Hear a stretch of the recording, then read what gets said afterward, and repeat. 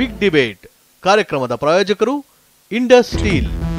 Industrial tea, the original.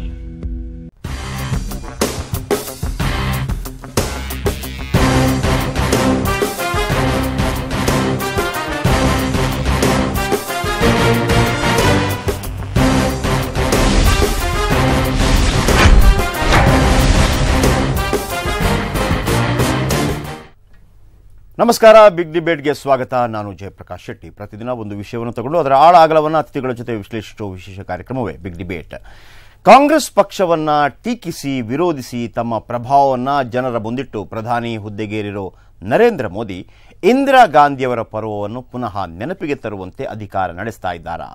ಪ್ರಚಾರದಿಂದ ಪದವಿವರೆಗೂ, ಅಧಿಕಾರದ ಶೈಲಿಯಿಂದ ಸಂಪುಟ ವಿಸ್ತರಣೆವರೆಗೂ ಎಲ್ಲದರಲ್ಲೂ ಮೋದಿ ಥೇಟ್ ಇಂದಿರಾ ಗಾಂಧಿಯವರಂತೆ ನಡೆದುಕೊಳ್ಳುತ್ತಿದ್ದಾರಾ ಎಂಬ ವಾದ ಹುಟ್ಕೊಳ್ತಾ ಇದೆ. ಒಂದು ಅನುಮಾನ ಕಾಡ್ತಾ ಇದೆ. ಹಾಗಾದರೆ ಇಂದಿರೆಯನ್ನೇ ಅನುಕರಿಸ್ತಾ ಇದ್ದಾರಾ ಮೋದಿಜಿ? ಸರ್ವಾಧಿಕಾರಿ ಧೋರಣೆ, ಬ್ರ್ಯಾಂಡ್ ಮೋದಿಗೂ ಇಂದಿರಮ್ಮನೇ ಕಾರಣನ? ಇದೇ ಇವತ್ತಿನ big debate, Indira versus Modi.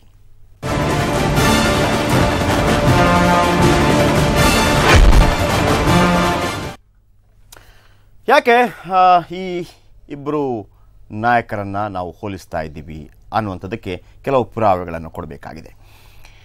Indira Gandhi ಅವರು ಸರ್ವಾಧಿಕಾರಿಯಾಗಿದ್ದರು ಅನ್ನುವಂಥ ಮಾತುಗಳು ಆಗ ಬಹಳ ಪ್ರಚಲಿತದಲ್ಲಿತ್ತು. ಈಗಲೂ ಕೂಡ ಅದನ್ನು ಪುಷ್ಟೀಕರಿಸುವುದಕ್ಕೆ ಸಾಕಷ್ಟು ಉದಾಹರಣೆಗಳು ಸಿಗುತ್ತೆ. ಇಂದಿರಾ ವರ್ಸಸ್ ಮೋದಿಯಲ್ಲಿ ಇಂದಿರಾ ಗಾಂಧಿ ವಿಚಾರಕ್ಕೆ ಬಂದರೆ 1971ರಲ್ಲಿ ಇಂದಿರಾ ಅವರಂತೆ ಈಗ ಮೋದಿ ಕೂಡ ತಮ್ಮ ವ್ಯಕ್ತಿತ್ವವನ್ನು ಬ್ರ್ಯಾಂಡಿಂಗ್ ಮಾಡಿಕೊಂಡಿದ್ರು. ಇಂದಿರಾ ಅವರಂತೆ ಮೋದಿಗೂ ವ್ಯಕ್ತಿತ್ವವೇ ಬ್ರಾಂಡ್. 60 ತಿಂಗಳಲ್ಲಿ ಭಾರತವನ್ನು ಬದಲಿಸುತ್ತೇನೆ ಅನ್ನುವಂಥ ಮಾತನ್ನು ಅವರು ಹೇಳಿದರು. 1971ರಲ್ಲಿ ಇಂದಿರಾ ಗಾಂಧಿ ಕೂಡ ಪಕ್ಷದ ಚೌಕಟ್ಟು ಬಿಟ್ಟು ಹೊರಬಂದು ಜನರೊಂದಿಗೆ ಬೆರೆತಿದ್ರು. 2014ರಲ್ಲಿ ಮೋದಿ ಕೂಡ ಜನ ಸಮುದಾಯದೊಂದಿಗೆ ಸಂಪರ್ಕದಲ್ಲಿದ್ದು ಮತ ಗಳಿಸಿದ್ರು. 1971ರಲ್ಲಿ ಇಂದಿರಾ ರಾಷ್ಟ್ರವ್ಯಾಪಿ ಪ್ರಚಾರ ಮಾಡಿ 362 ಸೀಟುಗಳನ್ನು ಗೆದ್ದಿದ್ರು. ಅಂದರೆ ಕಾಂಗ್ರೆಸ್ ಗಳಿಸಿತ್ತು ಒಟ್ಟು 520ರ ಪೈಕಿ. ಇನ್ನು 2014ರಲ್ಲಿ ಮೋದಿಯವರ ವ್ಯಾಪಕ ಪ್ರಚಾರದಿಂದಾಗಿ ಬಿಜೆಪಿ ಕೂಡ 283 ಸೀಟುಗಳನ್ನು ಗೆದ್ದುಕೊಂಡಿದೆ 545ರಲ್ಲಿ. ಇನ್ನು ಮತ್ತೊಂದು ಕಡೆ ಗರೀಬಿ ಹಟಾವೋ ದೇಶ್ ಬಚಾವೋ ಆಂದೋಲನವನ್ನು ಇಂದಿರಾ ಆರಂಭಿಸಿದ್ರು. ಕಾಂಗ್ರೆಸ್ ಹಟಾವೋ ದೇಶ್ ಬಚಾವೋ ಆಂದೋಲನವನ್ನು ಮೋದಿ ಪ್ರಾರಂಭಿಸಿದ್ದಾರೆ. ಇಂದಿರಾರಂತೆ ಮೋದಿ ಕೂಡ ಸಿಂಬಾಲಿಕ್ ಅನಿಸುವ ದಿರಿಸುಗಳನ್ನು ತೋಡುತ್ತಾರೆ. ಸರ್ಕಾರದ ಒಳಗೆ ಹಿಡಿತ ಸಾಧಿಸುವುದರಲ್ಲಿ ಮೋದಿ ಇಂದಿರಾ ಅವರನ್ನೇ ಫಾಲೋ ಮಾಡ್ತಾ ಇದ್ದಾರೆ ಅನ್ನುವಂಥ ಮಾತುಗಳು ಕೇಳಿ ಬರ್ತಾ ಇದೆ. ನಿಜ, ಬಹಳ ಮುಖ್ಯವಾಗಿ ಇಂದಿರಾ ಗಾಂಧಿ ಹಾಗೂ ನರೇಂದ್ರ ಮೋದಿ ಅವರ ನಡವಳಿಕೆಗಳಲ್ಲಿ, ಅವರ ಶೈಲಿಯಲ್ಲಿ ಸಾಮ್ಯತೆ ಇದೆಯಾ?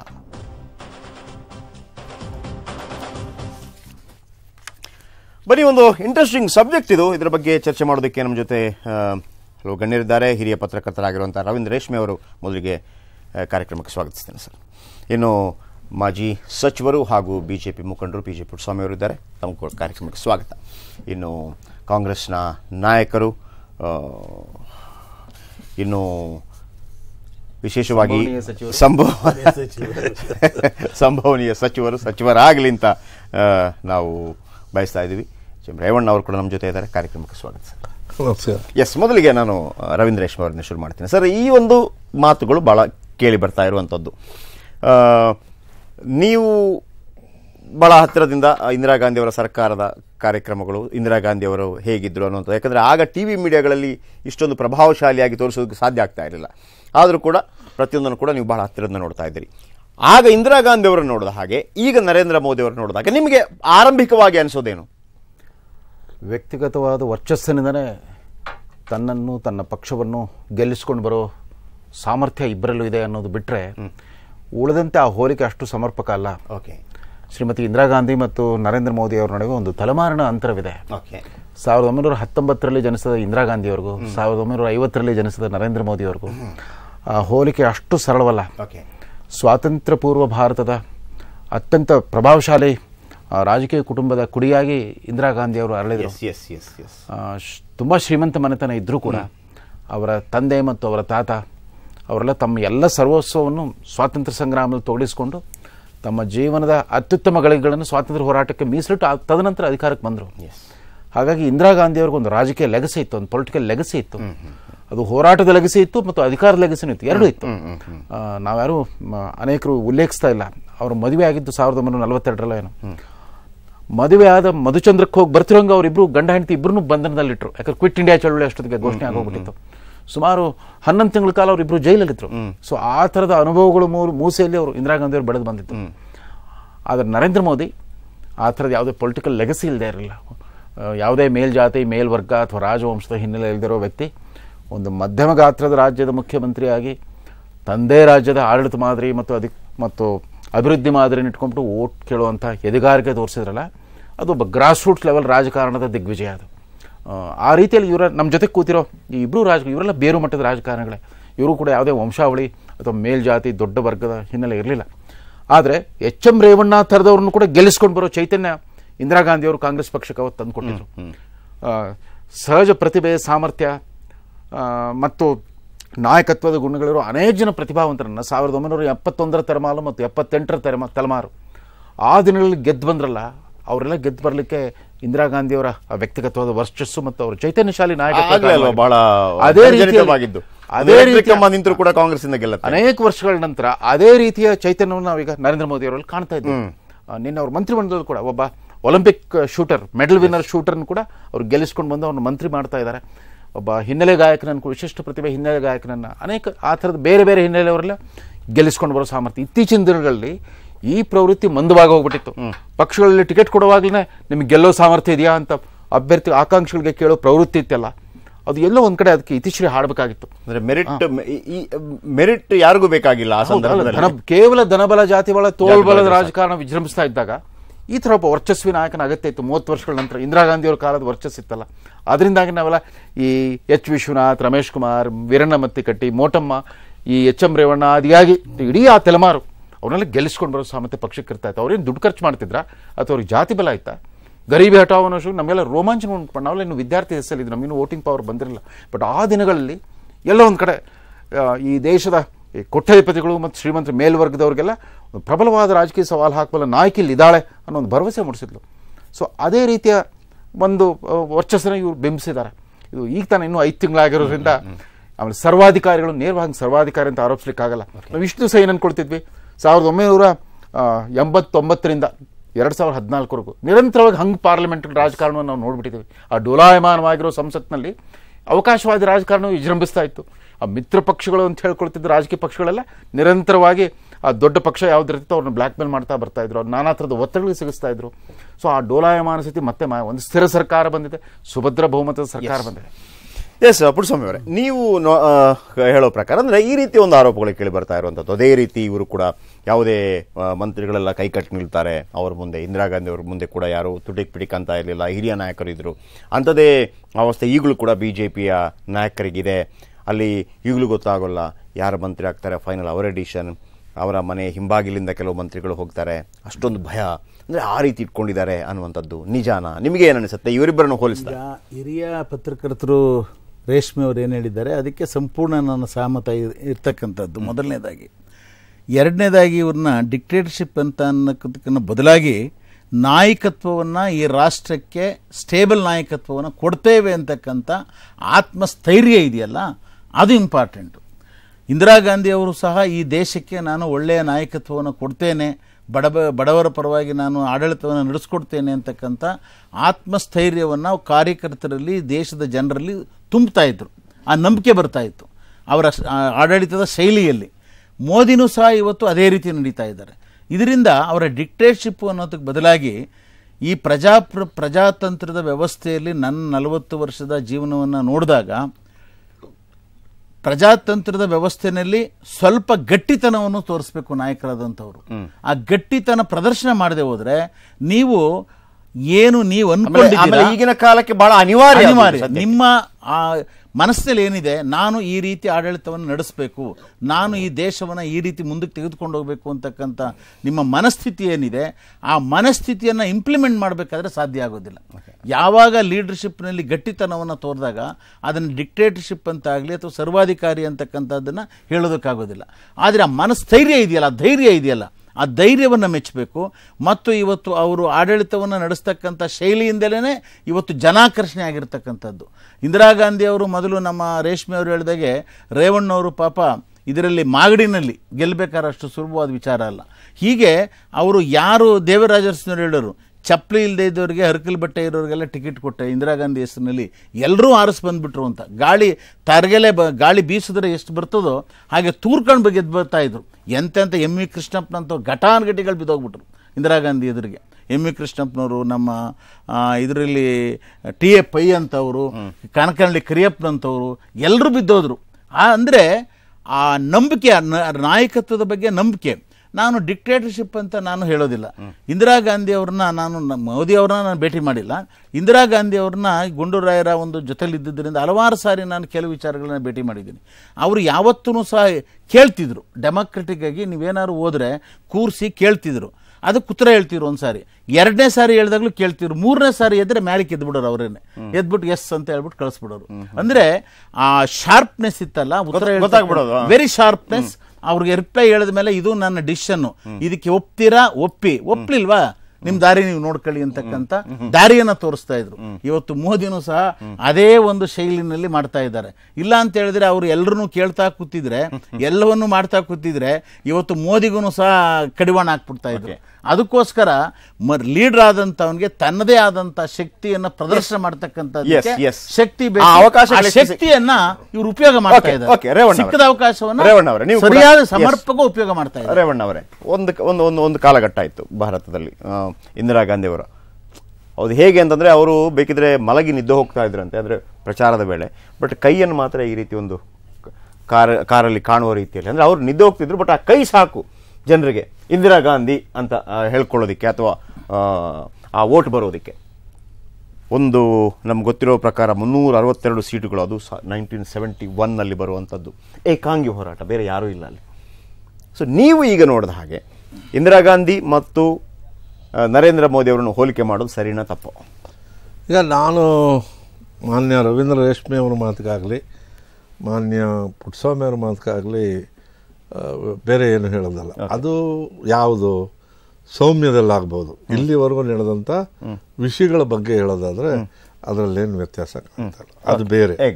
ಆದರೆ ಇವರು ಅಧಿಕಾರಕ್ಕೆ ಬಂದಂಥ ಸಮಯದಲ್ಲಿ ಹೇಳಿದ ಮಾತಿಗೂ, ಈಗ ಇಂದಿರಾ ಗಾಂಧಿ ಅವರು ಅಧಿಕಾರಕ್ಕೆ ಬರೋದಕ್ಕೆ ಮೊದಲು ಆ ಸ್ಪ್ಲಿಟ್ ಆದಂಥ ಸಮಯದಲ್ಲಿ ಕೆಲವು ಯೋಜನೆಗಳನ್ನು, ಕೆಲವು ಚಿಂತನೆಯನ್ನು ಫ್ಲೋಟ್ ಮಾಡಿ ಅಧಿಕಾರಕ್ಕೆ ಬಂದರು.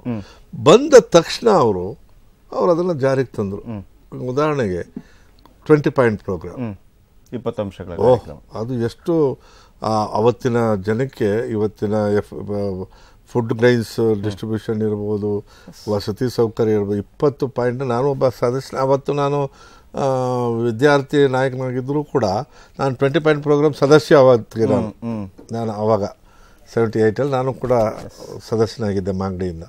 ಅವತ್ತು ನಮಗೆ ಸಂತೋಷ ಆಗೋದು. 20 ಅಂಶಗಳ ಕಾರ್ಯಕ್ರಮ, ಗರೀಬಿ ಹಟಾವು, ಹಸಿರು ಕ್ರಾಂತಿ, ಇನ್ನು ಇವೆ. ಅಯ್ಯೋ, ರಾಜಧಾನ ರದ್ದತಿ, ಬ್ಯಾಂಕ್ ಏಕೀಕರಣ, ಬ್ಯಾಂಕ್ ರಾಷ್ಟ್ರೀಕರಣ, ಎಂತೆಂಥವು ಇವುಗಳನ್ನೆಲ್ಲ ಬಹಳ ಶಾರ್ಟ್ ಪೀರಿಯಡ್ನಲ್ಲೇ, ಅಂದರೆ ಏನು ಹೇಳಿ ಅಧಿಕಾರಕ್ಕೆ ಬಂದ ತಕ್ಷಣ ಅದನ್ನು ಮಾಡದಂಥ ಕೀರ್ತಿ ಇಂದಿರಾ ಗಾಂಧಿ ಅವ್ರದ್ದು. ಆದರೆ ಆ ಸೌಮ್ಯನ, ಆ ಒಂದು ಇದನ್ನು ನಾವು ಇವತ್ತು ಮೋದಿ ಅವರಲ್ಲಿ ಕಾಣಕ್ಕಾಗಿಲ್ಲ. ಅದನ್ನು ಯಾರು ಒಪ್ತಾರೋ ಬಿಡ್ತಾರೋ ನಾನಂತ. ಅಂದ್ರೆ ನೀವೇನು ಹೇಳ್ತಾ ಇರೋದು ಅಂದ್ರೆ, ಇಂದಿರಾ ಗಾಂಧಿ ಅವರು ಪ್ರಧಾನಿ ಆಗೋದಕ್ಕಿಂತ ಮೊದಲು ಹೇಗಿರ್ತಿದ್ರು, ಪ್ರಧಾನಿ ಆದ ನಂತರ ಕೂಡ ಅದೇ ರೀತಿ ಇರ್ತಾ ಇದ್ರು. ಬಟ್ ನರೇಂದ್ರ ಮೋದಿ ಅವರು ಹಾಗಿಲ್ಲ ಅಂತ ಹೇಳ್ತಾ ಇದ್ದಾರೆ. ಮತ್ತೆ ನೀವು ಸೌಮ್ಯ ಮಾಡಿ ಇಂದಿರಾ ಗಾಂಧಿ ಅವರು ಮತ್ತು ನರೇಂದ್ರ ಮೋದಿ ಅವರು ಒಂದೇ ತರ ಇದ್ದಾರೆ ಅಂತ ನೀವು ಹೇಳಕ್ ಹೊರಟಾಗ, ನನಗೆ ವಿಭಿನ್ನವಾಗಿ ಕಂಡಾಗ ನಾನು ವಿಭಿನ್ನ ಅಂತಾನೆ ಹೇಳಲೇಬೇಕಾಗ್ತದಲ್ಲ. ಅಂದ್ರೆ ನೀವು ಹೇಳೋದು ನರೇಂದ್ರ ಮೋದಿ ಅವರು ಖಂಡಿತವಾಗ್ಲೂ ಇಂದಿರಾ ಗಾಂಧಿ ಅವರ ವರ್ಚಸ್ಸಿಗೆ ರೀಚ್ ಖಂಡಿತ ಆಗೋದಿಲ್ಲ. ಎಸ್, ರೇಷ್ಮೆ ಅವರೇ, ನನಗೆ ಇಲ್ಲಿ ಒಂದು ಪ್ರಶ್ನೆ ಕಾಡ್ತಾ ಇರೋದು. ಒಂದು, ಅವರು ಹೇಳಿದಂಥದ್ದು. ಎರಡನೇದು, BJP is cadre based party. ಅದಕ್ಕೊಂದು RSS ಅನ್ನುವಂಥ ಒಂದು ದೊಡ್ಡ ಒಂದು ಸಂಸ್ಥೆ ಅಥವಾ ಒಂದು ಮಾತೃ ಸಂಸ್ಥೆ ಬೆಂಗಾವಲಾಗಿ ನಿಂತಿರುತ್ತೆ. ಅದರದ್ದೊಂದು ಕಂಟ್ರೋಲ್ ಇರುತ್ತೆ. ಬಟ್ ಇಂದಿರಾ ಗಾಂಧಿ ಅವರಿಗೆ ಆ ಕಂಟ್ರೋಲ್, ಕಾಂಗ್ರೆಸ್ ಹಿಂದ್ಗಡೆಯಿಂದ ಒಂದು ಕಂಟ್ರೋಲ್ ಮಾಡುತ್ತೆ ಅನ್ನೋದು ಏನಿರಲಿಲ್ಲ. ಇಂದಿರಾ ಗಾಂಧಿ ಏನು ಡಿಸಿಷನ್ ತಗೋತಾರೆ ಅದನ್ನು ಅವರು ಫಾಲೋ ಮಾಡ್ತಾ ಇದ್ರು. ಬಟ್ BJP ಎಲ್ಲ ಹಂಗಿರಲಿಲ್ಲ ಸರ್. BJP ಎಲ್ಲ ಹಂಗಿರೋದು ಕೂಡ ಇಲ್ಲ, ಈಗಲೂ ಇಲ್ಲ. ಅದು ತಾನು ಏನು ಹೇಳಬೇಕು, ತಾನು ಏನು ಮಾಡಬೇಕು ಅದನ್ನು ಮಾಡೇ ಮಾಡುತ್ತೆ. ಅದನ್ನು ಒಂದು ಕಪಿಮುಷ್ಟಿಯಲ್ಲಿ ಇಟ್ಕೊಳ್ಳೋಕೆ ಯಾರಿಂದಲೂ ಸಾಧ್ಯ ಆಗೋದಿಲ್ಲ. ಬಟ್ ಅದರ ಬಾವಜೂದ್ ನರೇಂದ್ರ ಮೋದಿಯವರು ಅದನ್ನು ತಮ್ಮ ಒಂದು ಹಿಡಿತದಲ್ಲಿ ಇಟ್ಕೊಳ್ಳೋದಕ್ಕೆ ಸಾಫಲ್ಯತೆಯನ್ನು ಪಡೆದರು. ಒಂದು ಸರ್, ಈ RSS ಬಗೆಗಿನ ಈ ಆತಂಕಗಳಿದಾವಲ್ಲ, ಇದು ತುಂಬ ಉತ್ಪ್ರೇಕ್ಷಿತ. ಓಕೆ, ಎಲ್ಲೋ ಒಂದು ಕಡೆ ಒಬ್ಬ ಜನನಾಯಕ, ಪ್ರಚಂಡ ವ್ಯಕ್ತಿತ್ವ, ಜನಪ್ರಿಯತೆ ಒಬ್ಬ ನಾಯಕ ಹೊರಹೊಮ್ಮಿದಾಗ RSSನಲ್ಲಿರುವ ಮುಖರಹಿತ ಆಸಾಮಿಗಳು ಅವ್ರು ಏನು ಮಾಡ್ಲಿಕ್ಕೆ ಸಾಧ್ಯ? ಇವತ್ತಂತೂ RSSನಲ್ಲಿ ಯಾರೋ ಅಂತ ದೊಡ್ಡ ಪಾಂಡಿತ್ಯ ಇರೋರಾಗಲಿ, ವಿಜನರಿಗಳಾಗಲಿ ಯಾರು ಇದ್ದಂಗೆ ಕಾಣೋದಿಲ್ಲ. ಎಲ್ಲರೂ ಮುಖರಹಿತ ಆಸಾಮಿಗಳೇ. ಅವ್ರು ಒಂದೇ ಒಂದು ಬಹಿರಂಗ ಚರ್ಚೆ ಸಂವಾದಕ್ಕೆ ಎಲ್ಲೂ ಕಾಣಿಸ್ಕೊಳ್ಳೋದಿಲ್ಲ. ಏಕಮುಖವಾಗಿ ತಮ್ಮ ಶಿಬಿರಗಳಲ್ಲಿ ಅವ್ರು ಭಾಷಣ ಮಾಡಿ ಸುಮ್ಮನಾಗಿಬಿಡ್ತಾರೆ ಹೊರತು ಯಾರ ಜೊತೆಗೂ ಚರ್ಚೆ ಸಂವಾದಕ್ಕೆ ಇಳಿಯೋರಲ್ಲ. ಇದು ಗುಜರಾತ್ನಲ್ಲೇ ಮೋದಿಯವರ 13 ವರ್ಷದ ಗುಜರಾತ್ ಮುಖ್ಯಮಂತ್ರಿ ಇರ್ತದಲ್ಲ, ಆವಾಗಲೇ RSSಲ್ಲಿ ಅಪ್ರಸ್ತುತ ಅನ್ನಿಸ್ಕೊಂಡ್ಬಿಟ್ಟಿತ್ತು. ಮೋದಿಯ ಯಶಸ್ಸಿನ ಮುಖ್ಯ ಗುಟ್ಟು ಯಾವುದು ಅಂತಂದ್ರೆ, ಅಲ್ಲಿದ್ದ ಅಶೋಕ್ ಸಿಂಘಾಲ್ ಮತ್ತು ಪ್ರವೀಣ್ ತೊಗಾಡಿಯಾ ಅವರಿಬ್ಬರು ಉಗ್ರವಾದಿಗಳಿದ್ರಲ್ಲ, ಅವ್ರು ಹಲ್ಕಿತ್ತು ಹಾಕ್ಬಿಟ್ರು. ಅವರು 762 ದೇವಸ್ಥಾನಗಳು ಅಕ್ರಮವಾಗಿ ಫುಟ್ಪಾತ್ ಮೇಲೆ ಕಟ್ಟಿದ ದೇವಸ್ಥಾನಗಳನ್ನ ಡಿಮಾಲಿಷ್ ಮಾಡಿದಾಗ RSSಗೂ ಅವ್ರಿಗೂ ದೊಡ್ಡ ಸಂಘರ್ಷ ಆಯಿತು. ಆವಾಗ ತದನಂತರವೇ ತಮ್ಮ ವ್ಯಕ್ತಿತ್ವವನ್ನು ಅವ್ರು ಇದು ಅವರ ಅಜೆಂಡಾನೇ ಚೇಂಜ್ ಮಾಡ್ಕೊಂಡ್ಬಿಟ್ರು. ಈ ಯಾವುದು ಸುಶಾಸನ್ ಅಂತಿದೆ ಅಲ್ಲ, ಸುಶಾಸನ್ ಅವ್ರ ವಿಕಾಸ್ ಅಂತ, ಗುಡ್ ಗವರ್ನೆನ್ಸ್ ಅಂಡ್ ಡೆವಲಪ್ಮೆಂಟ್ ಅನ್ನೋ ಅಜೆಂಡಾ ಬಂದ ಮೇಲೆ ಅವರೊಬ್ಬ ನಾಯಕನಾಗಿ ಅರಲಿಕ್ಕೆ ಶುರು ಮಾಡಿತ್ತು. ಎಲ್ಲ ಒಂದು ಕಡೆ RSS ಅಜೆಂಡಾನ ಬದಿಗೊತ್ತಿದ್ರಿಂದನೇ ಅವತ್ತು ರಾಷ್ಟ್ರ ಮಟ್ಟದ ನಾಯಕತ್ವ ಪಡ್ಕೊಳ್ಳಿಕ್ಕೆ ಸಾಧ್ಯವಾಗಿರೋದು. ಎಷ್ಟೇ ನಿಯಂತ್ರಕ ಶಕ್ತಿ ಅಂದ್ರೆ ಅವ್ರು ಏನು ಮಾಡ್ಲಿಕ್ಕೆ ಸಾಧ್ಯ? ಅವ್ರಿಗೇನು ಜನಬಂಬಲ ಇದೆಯಾ, ಅಥವಾ ಇಡೀ ಜನರನ್ನು ಆಕರ್ಷಿಸುವಂಥ ಒಂದು ಯಾವುದಾದ್ರು ಚಿಂತನೆ ಇದೆ ಅವರಲ್ಲಿ? ಏನೂ ಇಲ್ಲ RSSನಲ್ಲಿ. ಅಲ್ಲೂ ಕೂಡ ಅದೇ ಥರದ ನರೇಂದ್ರ ಮೋದಿ ಬಿಟ್ಬಿಟ್ಟು ನಮ್ಮ ಯಡಿಯೂರಪ್ಪನೇ ತೋರಿಸ್ಬಿಟ್ಟು ಯಕಸ್ಥಿತಿ RSSನವ್ರ ಎಂಥವ್ರು ಅಂತ ಅವ್ರ ಲಿಮಿಟೇಷನ್ಸ್ ಏನೋದು ಇಲ್ಲೇ ಕರ್ನಾಟಕದಲ್ಲಿ ಎಕ್ಸ್ಪೋಸ್ ಆಗುತ್ತೆ. ಯಡಿಯೂರಪ್ಪನ ತಡೆಯಕ್ಕಾಗಿತ್ತ? ಅಲ್ಲ, ಯಡಿಯೂರಪ್ಪನವರು ಮುಖ್ಯಮಂತ್ರಿ ಆಗಿದ್ದ ಸಂದರ್ಭದಲ್ಲಿ ಹೈಕಮಾಂಡ್ ಕೂಡ ಏನು ಮಾಡೋಕ್ಕಾಗಲಿಲ್ಲ. ಇಂದಿರಾ ಗಾಂಧಿ ಅವ್ರ ಬಗ್ಗೆ ಮಾತಾಡ್ತಾ ಆ 20 ಅಂಶದ ಕಾರ್ಯಕ್ರಮ ಉಲ್ಲೇಖ ಮಾಡಿದ್ರಲ್ಲ, ಆ 20 ಅಂಶದ ಕಾರ್ಯಕ್ರಮಗಳ ಯುಗ ಪೀರಿಯಡ್ ಇತ್ತಲ್ಲ, ಅದೇ ಅವ್ರ ವ್ಯಕ್ತಿತ್ವ ನಾಯಕತ್ವ ಕಳಂಕ ತಂದುಕೊಟ್ಟ ಯುಗ. ಆ 20 ಅಂಶದ ಕಾರ್ಯಕ್ರಮಗಳು ಅವೆಲ್ಲ ಯಾವತ್ತು ಘೋಷಣೆ ಆಯ್ತು ಗೊತ್ತಾ? ದೇಶದ ಮೇಲೆ ತುರ್ತು ಪರಿಸ್ಥಿತಿ ಹೇರಿ 3 ದಿವಸ ಆದ್ಮೇಲೆ ಅವ್ರದ್ದು 20 ಅಂಶದ ಕಾರ್ಯಕ್ರಮ, ತದನಂತರ ಅವ್ರ ಮಗ ಸಂಜಯ್ ಗಾಂಧಿ ಅವರ 5 ಅಂಶದ ಕಾರ್ಯಕ್ರಮ. ಇಡೀ ರಾಷ್ಟ್ರಾದ್ಯಂತ ಈ 20 ಅಂಶದ ಕಾರ್ಯಕ್ರಮ, 5 ಅಂಶದ ಕಾರ್ಯಕ್ರಮಗಳು, ಅದ್ರ ಬಗ್ಗೆ ಚರ್ಚೆ ವಿಮರ್ಶೆಗೆ ಅವಾಗ ಅವಕಾಶನೇ ಇರಲಿಲ್ಲ. ಪ್ರೆಸ್ ಸೆನ್ಸಾರ್ಶಿಪ್ ಇತ್ತು, ವಿರೋಧ ಪಕ್ಷವರನ್ನೆಲ್ಲ ಜೈಲ್ಗೆ ಹಾಕಿದ್ರು.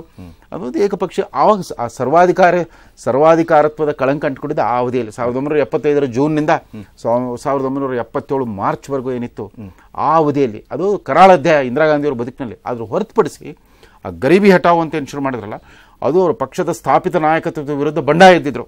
ಅದನ್ನು ಸಿಂಡಿಕೇಟ್ ಅಂತ. ಅವಾಗ ಪಾಪ ನಮ್ಮ ಅಖಿಲ ಭಾರತ ಕಾಂಗ್ರೆಸ್ ಅಧ್ಯಕ್ಷರು ನಮ್ಮ ನಿಜಲಿಂಗಪ್ಪನವರೇ ಆಗಿದ್ರು. ನಿಜಲಿಂಗಪ್ಪ, ಕಾಮರಾಜ್ ನಾಡರ್ ಮತ್ತು ಎಸ್ ಕೆ ಪಾಟೀಲ್, ಈ ಥರದ ಅತಿರಥ ಮಹಾರಥರದ ಒಂದು ಇದು ಸಂಜೀವ್ ರೆಡ್ಡಿ, ನೀಲಂ ಸಂಜೀವ್ ರೆಡ್ಡಿ ಅವರ ನಾಯಕತ್ವದ ವಿರುದ್ಧ ಬಂಡಾಯವಿದ್ದಾಗ ಆ 1971 ಚುನಾವಣೆ ಘೋಷಣೆ ಮಾಡಿದರು. ಆ ಚುನಾವಣೆಯಲ್ಲಿ ಕೊಟ್ಟ ಗರೀಬ್ ಹಟಾವ್ ಅನ್ನೋ ಸಂದೇಶ ಏನಿತ್ತು, ಇಡೀ ರಾಷ್ಟ್ರಾದ್ಯಂತ ನಮ್ಮ ಬಡವರಲ್ಲಿ, ಎಲ್ಲ ಜಾತಿ ಜನಾಂಗಗಳ ಬಡವರಲ್ಲಿ ಒಂದು ಭರವಸೆ ತುಂಬುವ ಒಂದು ಘೋಷಣೆ. ಅದರ ಅನುಷ್ಠಾನ ಕರ್ನಾಟಕದಲ್ಲಿ ದೇವರಾಜ್ ಅರಸು ಪರಿಣಾಮಕಾರಿಯಾಗಿ ಯಾವುದೇ ರಾಜ್ಯದ ಕಾಂಗ್ರೆಸ್ ಮುಖ್ಯಮಂತ್ರಿ ಮಾಡ್ಲಿಕ್ಕೆ ಆಗಲಿಲ್ಲ. ಇಂದಿರಾ ಗಾಂಧಿ ಅವರ ನಾಯಕತ್ವದ ಇತಿಮಿತಿಗಳು ಅದೇ ಆಗ್ಬಿಟ್ಟಿತ್ತು. ಅವತ್ತು ಸುಮಾರು 19 ರಾಜ್ಯಗಳಿದ್ವು. ಎಲ್ಲ ಕಡೆ ಹೆಚ್ಚು ಕಡಿಮೆ ಕಾಂಗ್ರೆಸ್, ಪಶ್ಚಿಮ ಬಂಗಾಳ ಒಂದು ಹೊರತುಪಡಿಸಿ ಎಲ್ಲ ಕಡೆ ಕಾಂಗ್ರೆಸ್ ಸರ್ಕಾರಗಳಿದ್ರೂ ಕೂಡ ದೇವರಾಜ್ ಅರಸು ತೋರಿಸಿದ ಇಚ್ಛಾಶಕ್ತಿ ಮತ್ತು ಬದ್ಧತೆಯನ್ನು ಬೇರೆ ಯಾರೂ ತೋರಿಸಲೇ ಇಲ್ಲ. ಕರ್ನಾಟಕದಲ್ಲಿ ಮಾತ್ರ ಭೂ ಸುಧಾರಣೆ ಕಾನೂನು ಪರಿಣಾಮಕಾರಿಯಾಗಿ ಜಾರಿಗೆ ಬಂತು. ಅದನ್ನು ಪ್ರಯತ್ನ ಮಾಡಿದ ಪಾಪ PV ನರಸಿಂಹರಾಯರು ತಮ್ಮ ನಾಯಕತ್ವನೇ ಕಳ್ಕೊಂಡ್ಬಿಟ್ರು. ಆಂಧ್ರದ ಮುಖ್ಯಮಂತ್ರಿ ಆಗಿದ್ರು. ಅಲ್ಲಿ ಭೂ ಸುಧಾರಣೆಗೆ ಅವರೆಲ್ಲ ರೆಡ್ಡಿಗಳು ಕಮ್ಮಗಳೆಲ್ಲ ಅಡ್ಡಿಪಡಿಸ್ಬಿಟ್ಟು ಅವ್ರನ್ನೇ ಓಡಿಸ್ಬಿಟ್ರು ಅಲ್ಲಿಂದ. ಇಲ್ಲಿ ಸಾಮಾಜಿಕ ನ್ಯಾಯದ ಮೀಸಲಾತಿ ಹಾವನೂರು ವರದಿ ಅನುಷ್ಠಾನ ಮಾಡಿಬಿಟ್ರು. ಅದು 1977 ಲೋಕಸಭಾ ಚುನಾವಣೆಗೆ ಎದುರಾಗಿರುವಾಗ ಯಾವುದೇ ವೋಟ್ ಬ್ಯಾಂಕ್ ಲೆಕ್ಕಾಚಾರ ಮಾಡ್ದೇನೆ ಅದನ್ನು ಅನುಷ್ಠಾನ ಮಾಡಿಬಿಟ್ರು. ಆ ಥರ ಸೈದ್ಧಾಂತಿಕ ನಾಯಕತ್ವ, ಸೈದ್ಧಾಂತಿಕ ರಾಜಕಾರಣ ಮತ್ತು ಆಡಳಿತವನ್ನು ದೇವರಾಜ್ ಅರಸು ಒಂದು ಮಾದರಿಯಾಗಿ ಮಾಡಿ ತೋರಿಸ್ಬಿಟ್ರು. ಅದು ಇಂದಿರಾ ಗಾಂಧಿಯವರ ವರ್ಚಸ್ಸನ್ನು ಇನ್ನಷ್ಟು ಹೆಚ್ಚಲಿಕ್ಕೆ ಕಾರಣ. ನಾನೊಂದು ಬ್ರೇಕ್ ಅನ್ನು ತಗೊಳ್ತೀನಿ. ನನಗೆ ಗಣ್ಯರ ಹತ್ರ ಇನ್ನೊಂದು ಬಹಳ ಮುಖ್ಯ ವಿಚಾರವನ್ನು ಕೇಳಬೇಕಾಗಿದೆ. ಅದೇನಂತಂದ್ರೆ, ಪಾಕಿಸ್ತಾನದ ವಿಚಾರದಲ್ಲಿ ಯಾವತ್ತೂ ಕೂಡ ಕಾಂಗ್ರೆಸ್ ಮೃದು ಧೋರಣೆ ಇರುತ್ತೆ, ಬಟ್ ನರೇಂದ್ರ ಮೋದಿ ಅವರ ಹಾಗಲ್ಲ ಅನ್ನುವಂಥದ್ದು BJP ವಲಯದಿಂದ ಕೇಳಿಬರುವಂಥದ್ದು. ಖಂಡಿತವಾಗ್ಲೂ ಅವರಿಗೆ ತಕ್ಕ ಪಾಠವನ್ನು ಕಲಿಸ್ತಾರೆ ಅನ್ನುವಂಥದ್ದು. ಹಾಗಿದ್ರೆ ಇಂದಿರಾ ಗಾಂಧಿ ಹಾಗೂ ನರೇಂದ್ರ ಮೋದಿ ಪಾಕಿಸ್ತಾನದ ಬಗೆಗಿನ ಅವರ ಚಿಂತನೆಗಳು ಏನು, ಪಾಕಿಸ್ತಾನ ಬಗೆಗಿನ ಅವರ ಧೋರಣೆಗಳು ಆಗೇನಾಗಿತ್ತು, ಈಗ ನರೇಂದ್ರ ಮೋದಿ ಅವರದ್ದು ಏನು, ಕೇಳೋಣ ಒಂದು ಬ್ರೇಕ್ ಆದ ನಂತರ.